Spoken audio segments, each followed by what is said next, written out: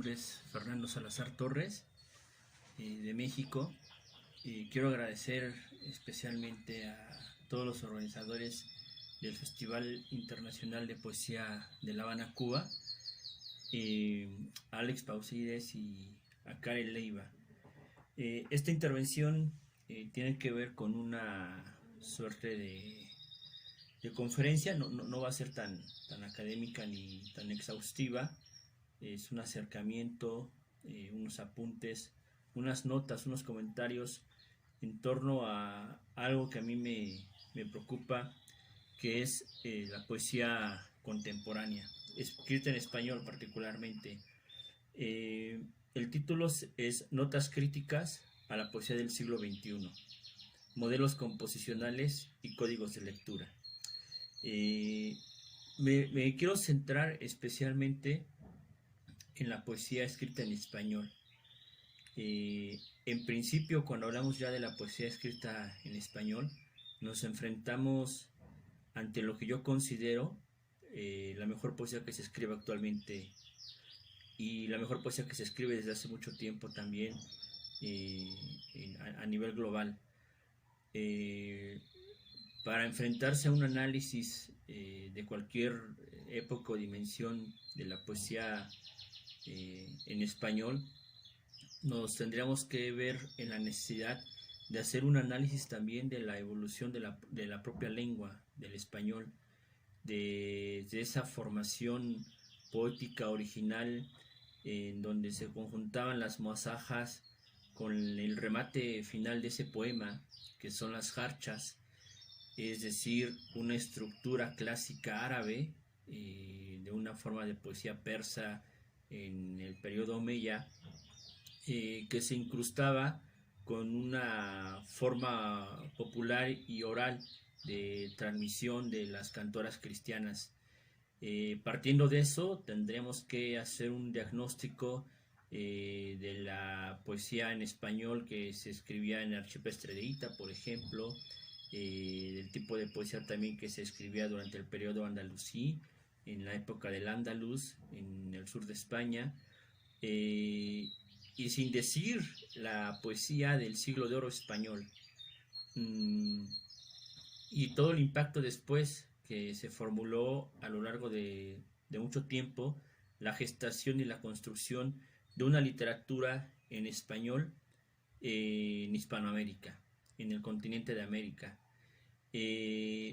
Al enfrentarnos ante todo esto, tenemos que tener claro que la poesía en español, que la poesía hispanoamericana e iberoamericana, no tiene solo una cara, tiene distintos rasgos, tiene distintas facetas. Es decir, que la poesía que se escribe en español, que la poesía escrita en el ámbito de la hispanosfera, es un crisol, así lo podría concebir yo, que no tiene solo una identidad, que pensar que la poesía hispanoamericana escrita durante el siglo XX es otra época dorada como esa que describe el propio Cervantes en una de sus obras fundamentales, que es El Quijote, y que el siglo de oro de algún modo también es la primera vanguardia de nuestra lengua.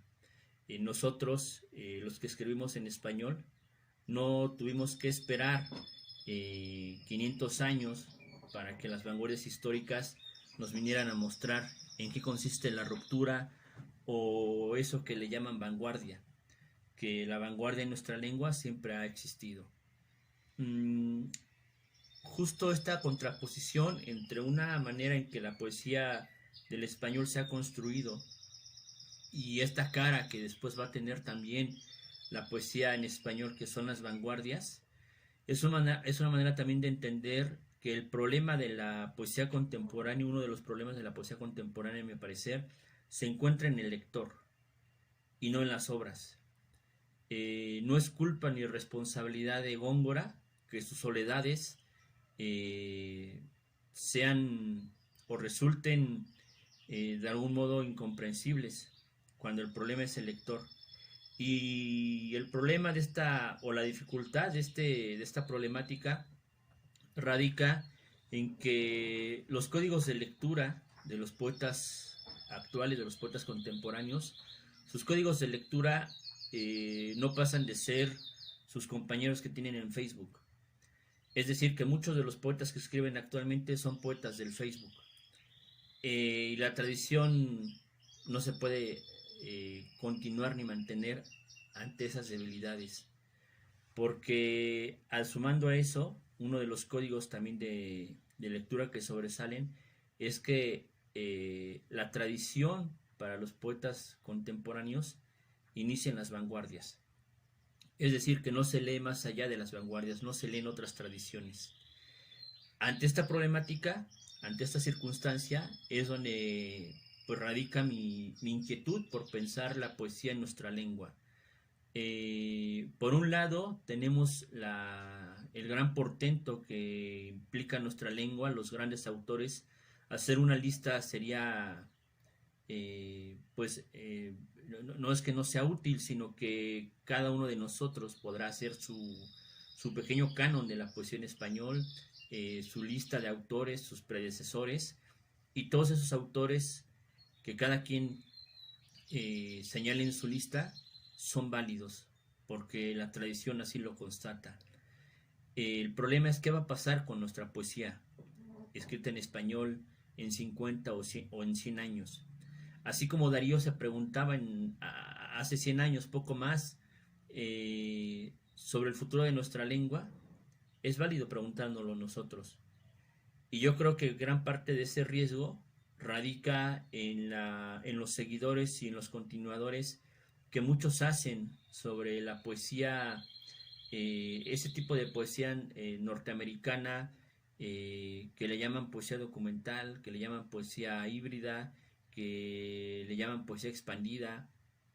Bien, voy a partir de aquí para leer poco a poco esto que he escrito y en algún momento detenerme un poco para hacer algún comentario. La construcción de las tradiciones poéticas no se reduce al acto privado ni a la opinión personal, mucho menos a la validación pretendida por la academia universitaria, sino que su proceso de continuidad está sometida a las luces de la historia y, lo más significativo, a la reflexión existente entre las obras literarias, cuando entra en recreación un actor elemental para el desarrollo de la literatura, el lector. El acto de lectura e interpretación de la poesía está en severa crisis a causa del encomio a los malos poetas, a la adulación de modelos composicionales caducos y al equívoco en la receptiva del presente poético, llevada a cabo por teorías literarias que tienen en muchos casos más de 100 años y en otros una postura en extremo local e ideologizante. En distintos sentidos, los modelos estructurales y los códigos de lectura del poeta contemporáneo son limitados y parciales, por lo que su obra personal posee un cisma respecto a las tradiciones líricas del español y contiene una emulación mal lograda de las formas retóricas inauguradas y desarrolladas a lo largo del siglo XX hispanoamericano.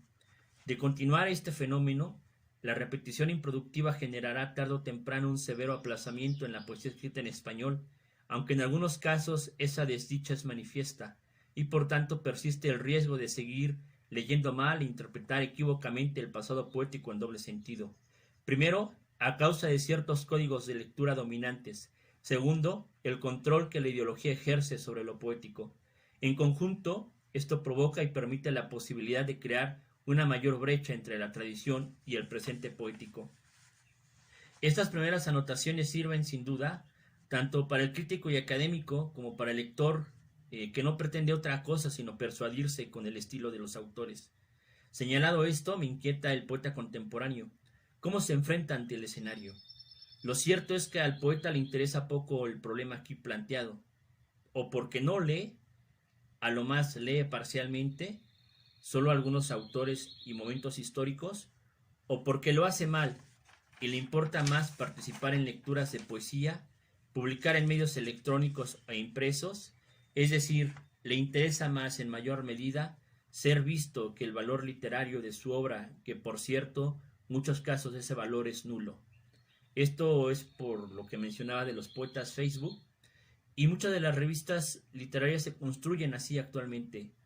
Es decir, que muchas de las revistas literarias actualmente no son más que estanterías, son un autoengaño para los lectores y una burla para los escritores jóvenes, porque la mayoría de las revistas, que muchas han crecido en los últimos meses o años, no es una cosa que sea reciente, sino que las revistas literarias siempre han existido, electrónicas a partir de que existe el Internet, pero ese tipo de revistas electrónicas, sus contenidos se reducen al club de amigos que tienen en el Facebook.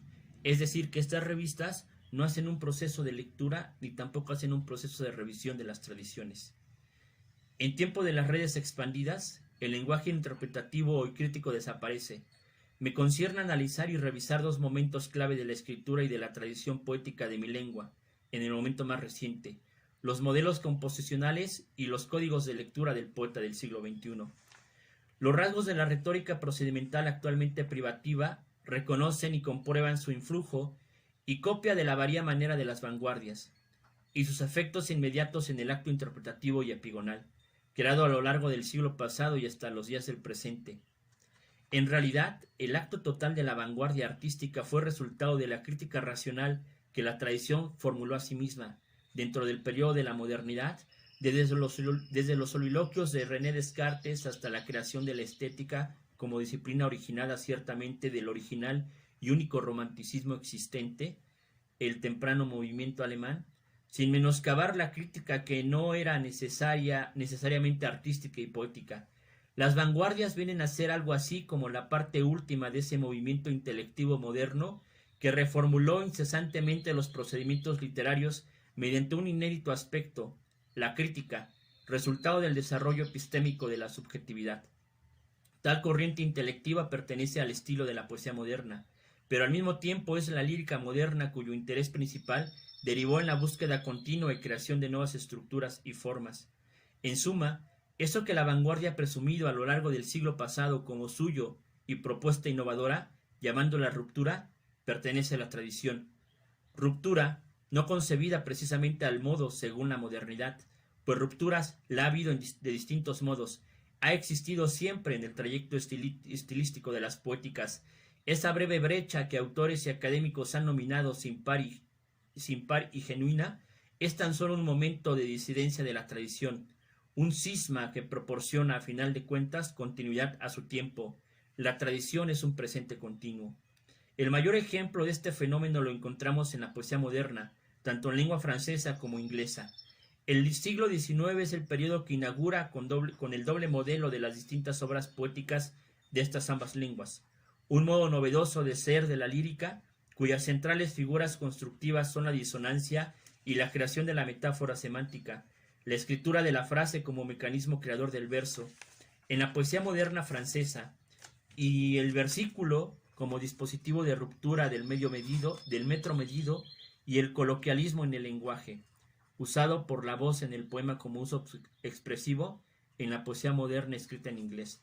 Esto enuncia, en general, la construcción genuina del verso que rompió la medida numérica del metro a cambio de la frase metafórica y o la expresión gramatical apartada de la representación de la realidad.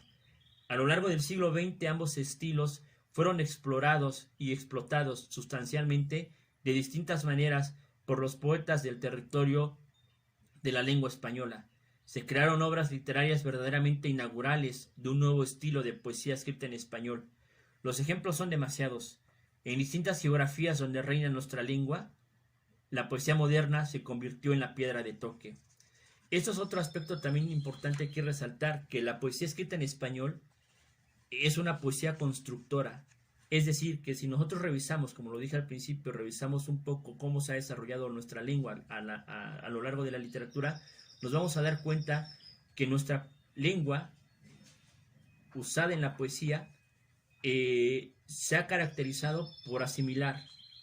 Así como a lo largo del siglo XX, ciertamente el estilo francés, pensando en estos autores de la poesía moderna francesa, crearon una influencia sobresaliente y monstruosa en nuestra lengua.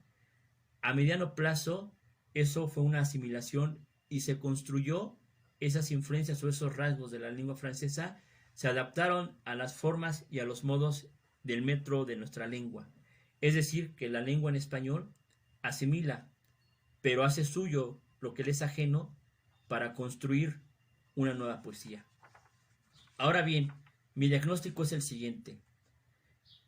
Los modelos composicionales actuales de la poesía escrita en español siguen siendo en su mayoría los mismos que los del siglo pasado, salvo una diferencia. Dentro de estos modelos prevalece una idea como móvil de escritura en los poetas actuales. Esa idea es la de ruptura, ingenuidad que separa todavía aquello que han dado en llamar tradición y vanguardia. Se creyó en la idea de ruptura como algo propio e identitaria de las vanguardias históricas, como si en la obra poética de Garcilaso de la Vega, Luis de Góngora o en la de Francisco de Quevedo no se haya ejercido la discordia retórica como elemento y estilo literario derivado anteriormente de una búsqueda e inquietud por introducir algo nuevo en el metro español. En nuestra lengua se manifestó la primera gran vanguardia en la incorporación del endecasílabo, la apropiación del dolce estilo novo italianizante. Nuestra idea de lo nuevo, y usando la nomenclatura de la crítica del siglo XX, y de ruptura, tiene más de 500 años.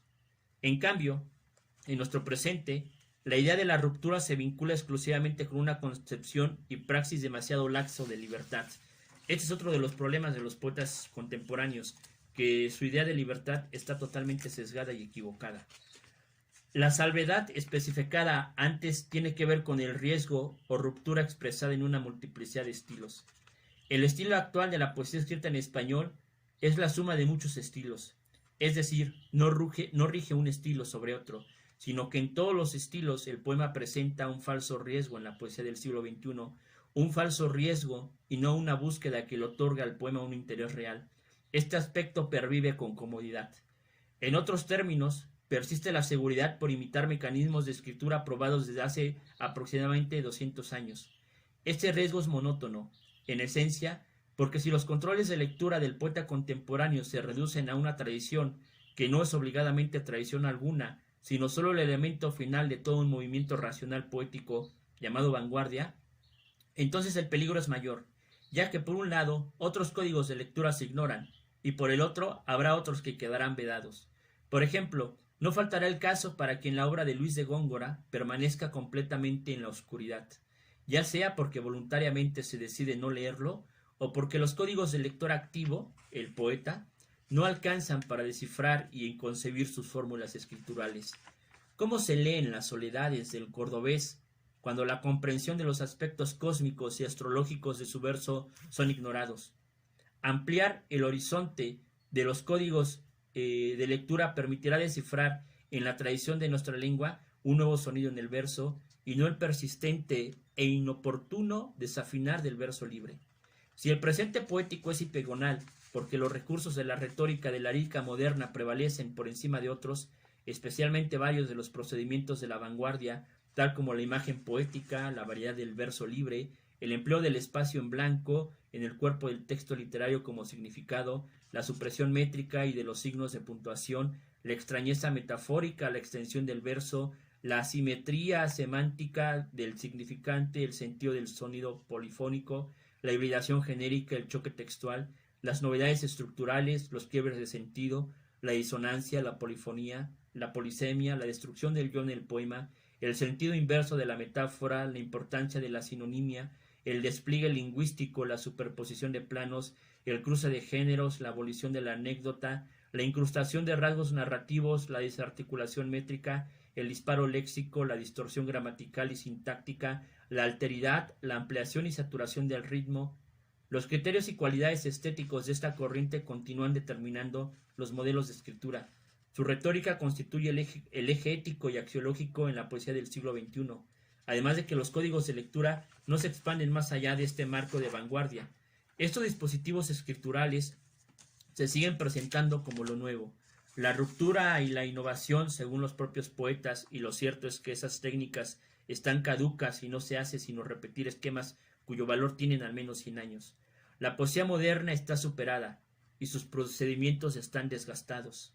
Los poetas que caen en estas maneras, cuyos códigos de lectura no van más allá de las vanguardias, o que no leen otra cosa que no sea, por ejemplo, Rimbaud, Mallarmé, Pound, Eliot, Baudelaire, Sus referentes se centran en los índices modélicos de la lírica moderna. Estos poetas que siguen estos patrones y modelos son poetas epigonales, autores que resultan ser la imitación de la imitación. La poesía servil sirve a los sirvientes. Cuando un modelo de creación envejece, entonces la lectura existente detrás de él también lo está, por lo que la capacidad de comprensión de la obra literaria exige actualizarse. Se precisan nuevos códigos de lectura, pero si en dicho acto de descodificación no hay desplazamiento histórico, sino acomodo y estática en una manera de interpretación, entonces se presenta una doble dificultad. Las restricciones en los modelos de escritura y los mínimos códigos de lectura. Ante el primer caso, he expuesto las alternativas. ¿Qué hacer ante el otro problema?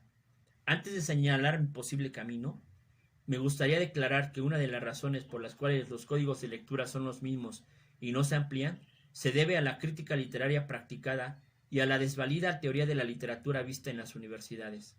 En el territorio de la lengua española existe un suceso especial y valioso, que no se da en otras lenguas. Nosotros leemos prácticamente todas las tradiciones líricas. Leemos poesía china, japonesa, estadounidense, griega, rusa, española, hispanoamericana, canadiense, francesa, inglesa, nórdica, italiana, búlgara, aunque siempre hay lenguas que por su dificultad para traducir directamente al español no llegan sino ocasionalmente vía otra lengua, por ejemplo el inglés. Este fenómeno de lectura no ocurre en otros territorios idiomáticos. Posiblemente esto sea así a causa de la globalización. Cualquiera que sea el caso, el hecho es que desde el español viven más en nuestras tradiciones códigos de lectura. Más códigos de lectura hay en nuestras lenguas, en nuestro español, que desde otras lenguas en el mundo. Aunque en el presente histórico eso no se está aprovechando totalmente. Este proceso de lector se está debilitando, porque los centros de estudio de las teorías literarias y los procesos de escritura estadounidense en las escuelas de creación ejercen una fuerza ideológica de control y dominio. Un caso ejemplar es el de Harold Bloom. Su teoría ha influido enormemente tanto en su ámbito lingüístico como en el espacio hispano, haciéndole creer a poetas, académicos y críticos sus invenciones teóricas, como creer que Shakespeare es el modelo del poeta fuerte. Existe la teoría que Shakespeare es un autor inventado, construido por varios autores. Si esto fuera real, si esta fuera la realidad, toda la teoría de Harold Bloom se vendría abajo y no serían más que escombros dentro de las universidades. La tradición impuesta en sus libros es un canon sesgado y su postura teórica es local.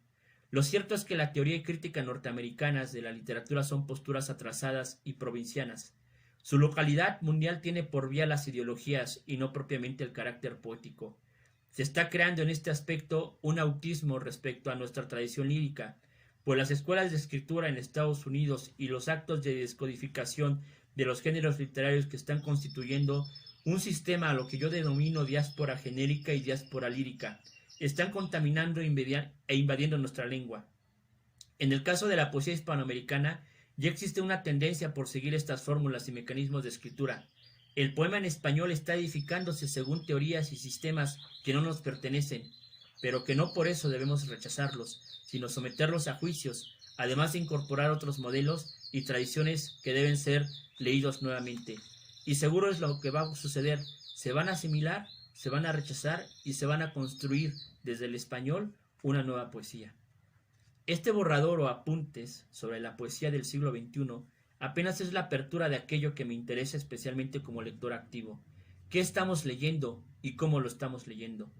La crítica expuesta aquí a la poesía moderna, a su retórica composicional y a sus lectores no es con el afán de negar lo que es esa tradición, sino de poner en juicio cómo nos enfrentamos a ella, cómo los lectores y poetas contemporáneos se enfrentan a esta realidad poética. El problema radica en señalar que los códigos de lectura contemporáneos son acomodaticios y caducos. En la medida en que nuestros códigos de lectura sean limitados y no estén actualizados, vamos a seguir leyendo de la misma forma lo mismo. Esto también está en función de la escritura personal. ¿Cómo hacer un poema de tal modo que suene diferente y que la interpretación de las tradiciones incorpore y busque nuevas maneras de ser en el verso en español? Muchas gracias.